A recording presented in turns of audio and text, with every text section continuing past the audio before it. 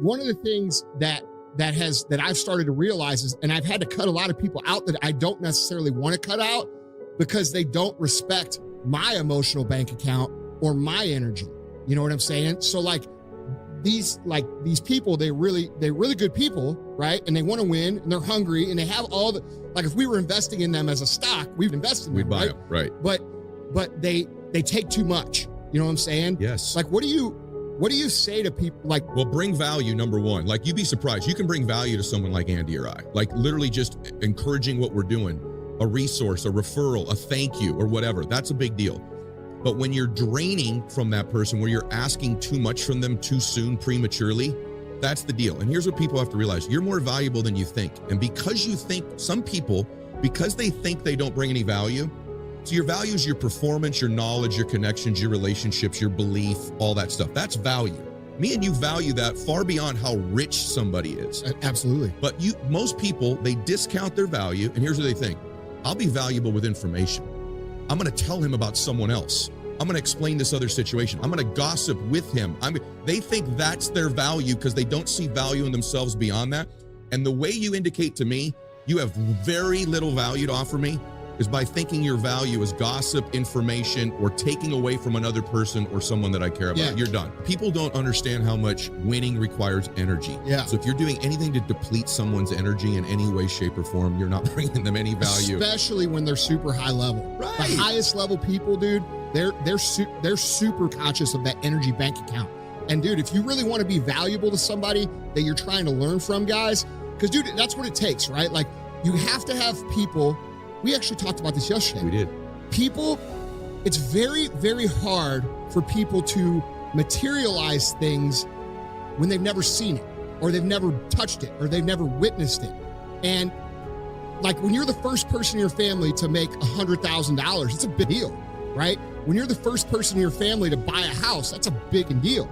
And it's hard to imagine having those things if nobody you ever know has had it. So it's important to attach yourself to people who do have the things you want, but it's important to make deposits into their account, because when you make deposits into their energy account, guess what they're going to do back? They're going to give you deposits back. They're going to reciprocate. Yes. Good, successful people are huge believers in the law of reciprocity. Yes. And they want to pay you back beyond what you've paid them. But the best move is to make a couple deposits, to your point first. Deposits can literally be, hey man, let me just explain to you how what you just did really helped change my life. Right. That contributes to my energy. Yes. People think, they hear that all the time. I never can hear that enough. Me neither, because dude, the negative balances it out. You got it. Yeah. And you and I both were, I was saying this on the plane yesterday, flying out here with these guys. They're all kind of taking notes when I'm talking. And they're like, man, you took the whole 3 or 4 hours with us, these guys that were flying with me. And I'm like, it wasn't that long ago. Nobody wanted to hear from me. Yeah. Nobody knew who the heck I am. Yeah. No one cared what I had to say. I'm grateful for this, man. Yeah. And the fact that you're grateful for what I'm doing gives me more energy to give you more of it. So I'm reciprocating. That's a big deal. And by the way, if you're coming up, you fall in love with the law of reciprocity. You over-deliver to people. Keep your commitment small and your delivery high. And you will find that people want to deliver more to you. So I know for you and I, that's a huge one for us, is don't take my damn energy. No. Because I will eliminate you. It's not a matter of want. You have to. Yeah. Because we have so much shit going. Dude, look, guys, if you're trying to learn from someone who's, let's say, super wealthy, has all the shit and all this shit, right? If you don't contribute, you'll get nothing. You'll get nothing. A lot of people who will go to every show, every event, every seminar, every mastermind, and yet they're still not winning. And then when you sell a ticket that's going to teach them how they can make literally tens of millions of dollars a day, they complain about a price. It's like, bro, you guys don't get it.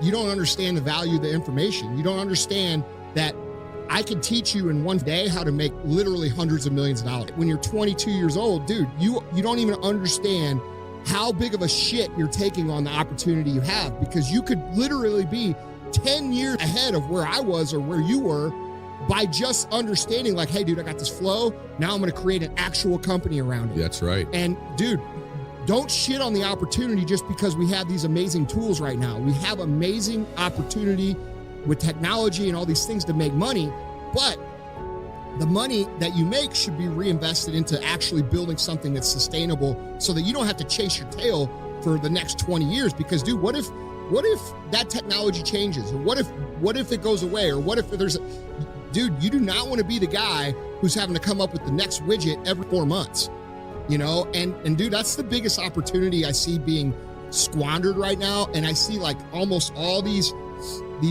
quote unquote masterminds, which by the way, that is not what Arete is. It's a community, but I see that that's the focus, right? Like, how do we get ads to convert? How do we do, and like people are enamored with that, but nobody's teaching them how to build a company, how to hire people, how to fire people, how to build systems, how to build culture, how to brand, how to market. They're not the same thing. You know, dude, you guys have to understand, like if you're the guy right now who's doing a little bit of something, dude, don't squander that, because dude, that cash flow could be used to as the seed to create forests that you'll never have to worry about ever again. You know, and that's my biggest gripe.